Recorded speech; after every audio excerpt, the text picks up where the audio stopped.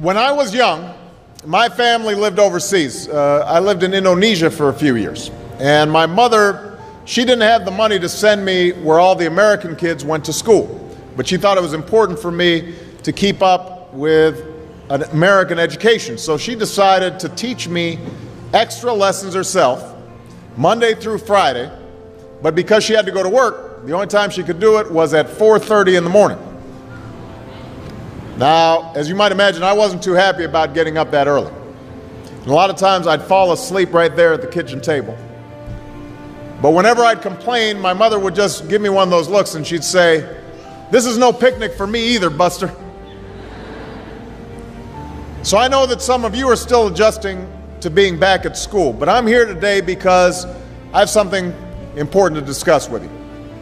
I'm here because I want to talk with you about your education and what's expected of all of you in this new school year. Now, I've given a lot of speeches about education, and I've talked about responsibility a lot. I've talked about teachers' responsibility for inspiring students and pushing you to learn. I've talked about your parents' responsibility for making sure you stay on track and you get your homework done and don't spend every waking hour in front of the TV or with the Xbox. I've talked a lot about your government's responsibility for setting high standards and supporting teachers and principals and turning around schools that aren't working, where students aren't getting the opportunities that they deserve.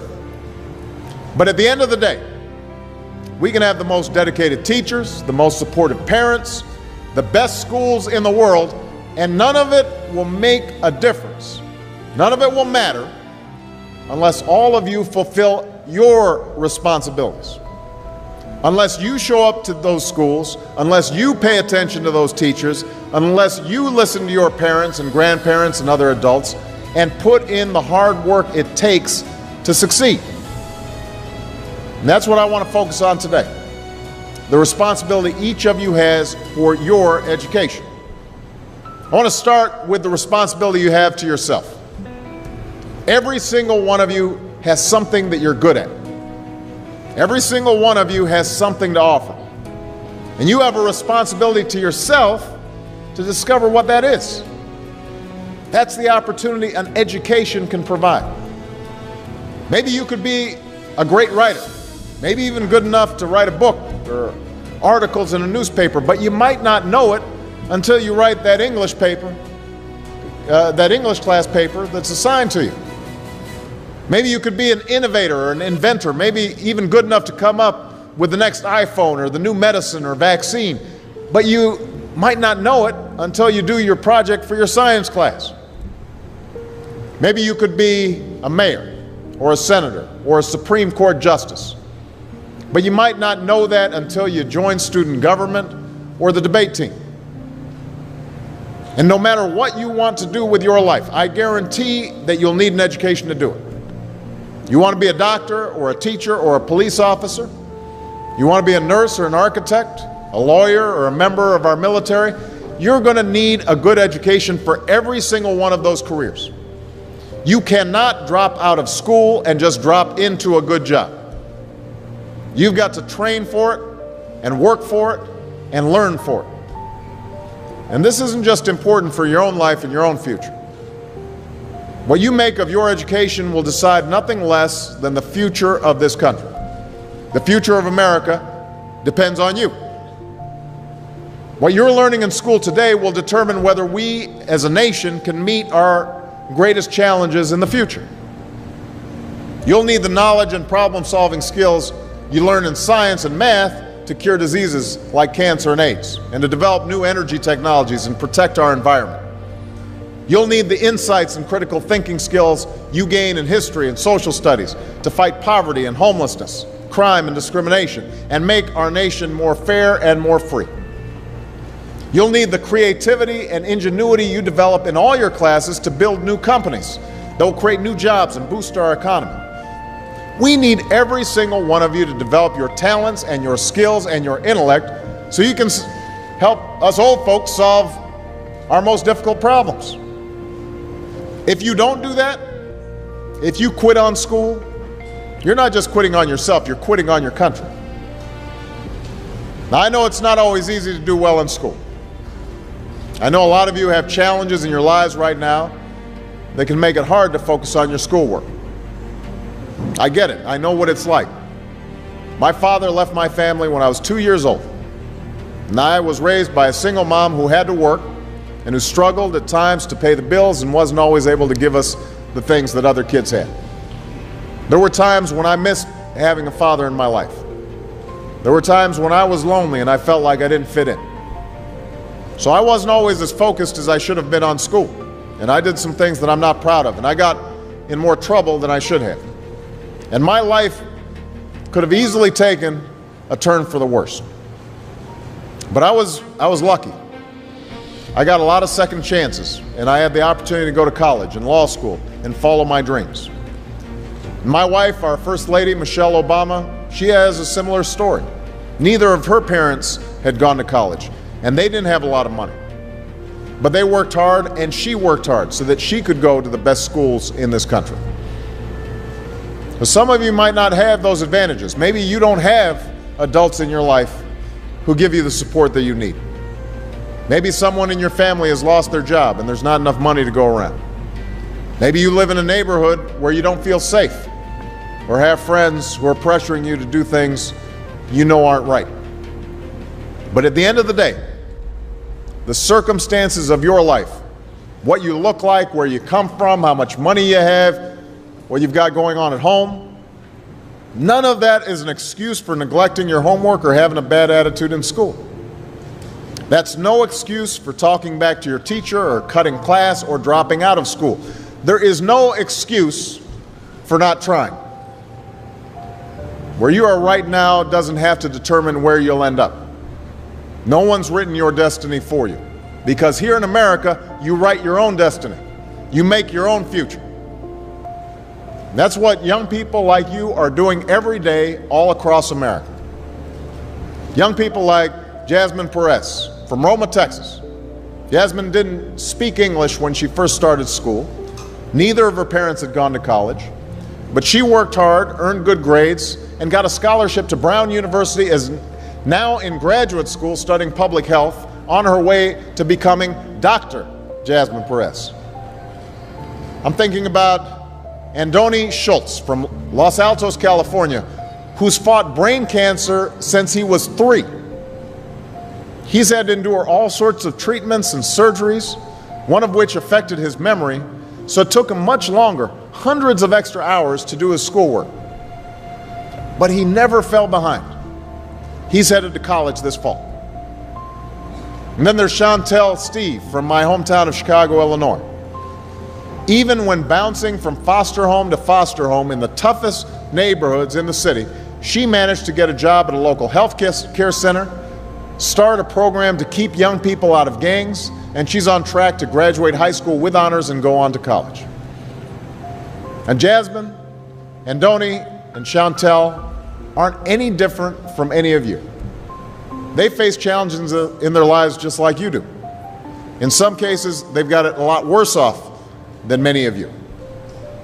But they refuse to give up.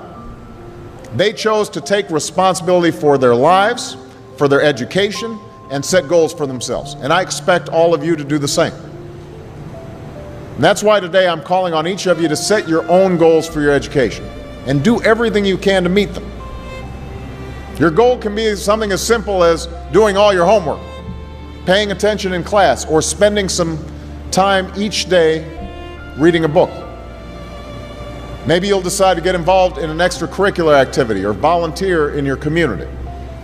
Maybe you'll decide to stand up for kids who are being teased or bullied because of who they are or how they look. Because you believe, like I do, that all young people deserve a safe environment to study and learn. Maybe you'll decide to take better care of yourself so you can be more ready to learn. But whatever you resolve to do, I want you to commit to it. I want you to really work at it. I know that sometimes you get that sense from TV that you can be rich and successful without any hard work, that your ticket to success is through rapping or basketball or being a reality TV star. Chances are you're not going to be any of those things. The truth is, being successful is hard. You won't love every subject that you study. You won't click with every teacher that you have. Not every homework assignment will seem completely relevant to your life right at this minute. And you won't necessarily succeed at everything the first time you try. That's okay. Some of the most successful people in the world are the ones who've had the most failures. J.K. Rowling, who wrote Harry Potter, her first Harry Potter book was rejected 12 times before it was finally published. Michael Jordan was cut from his high school basketball team. He lost hundreds of games and missed thousands of shots during his career. But he once said, "I have failed over and over and over again in my life, and that's why I succeed." These people succeeded because they understood that you can't let your failures define you. You have to let your failures teach you. You have to let them show you what to do differently the next time. So if you get into trouble, that doesn't mean you're a troublemaker. It means you need to try harder to act right. If you get a bad grade, that doesn't mean you're stupid. It just means you need to spend more time studying. No one's born being good at all things. You become good at things through hard work. You're not a varsity athlete the first time you play a new sport. You don't hit every note the first time you sing a song. You've got to practice. The same principle applies to your schoolwork. You might have to do a math problem a few times before you get it right. You might have to read something a few times before you understand it. You definitely have to do a few drafts of a paper before it's good enough to hand in. Don't be afraid to ask questions. Don't be afraid to ask for help when you need it. I do that every day. Asking for help isn't a sign of weakness, it's a sign of strength, because it shows you have the courage to admit when you don't know something, and that then allows you to learn something new. So find an adult that you trust, a parent, a grandparent, or a teacher, a coach, or a counselor, and ask them to help you stay on track to meet your goals. And even when you're struggling, even when you're discouraged, and you feel like other people have given up on you, don't ever give up on yourself. Because when you give up on yourself, you give up on your country. The story of America isn't about people who quit when things got tough. It's about people who kept going, who tried harder, who loved their country too much to do anything less than their best. It's the story of students who sat where you sit 250 years ago and went on to wage a revolution, and they founded this nation. Young people. Students who sat where you sit 75 years ago, who overcame a depression and won a world war, who fought for civil rights and put a man on the moon. Students who sat where you sit 20 years ago, who founded Google and Twitter and Facebook and changed the way we communicate with each other. So today, I want to ask all of you, what's your contribution going to be? What problems are you going to solve? What discoveries will you make? What will a president who comes here in 20 or 50 or 100 years say about what all of you did for this country? You know, your families, your teachers, and I are doing everything we can to make sure you have the education you need to answer these questions. I'm working hard to fix up your classrooms and get you the books and the equipment and the computers you need to learn. But you've got to do your part too.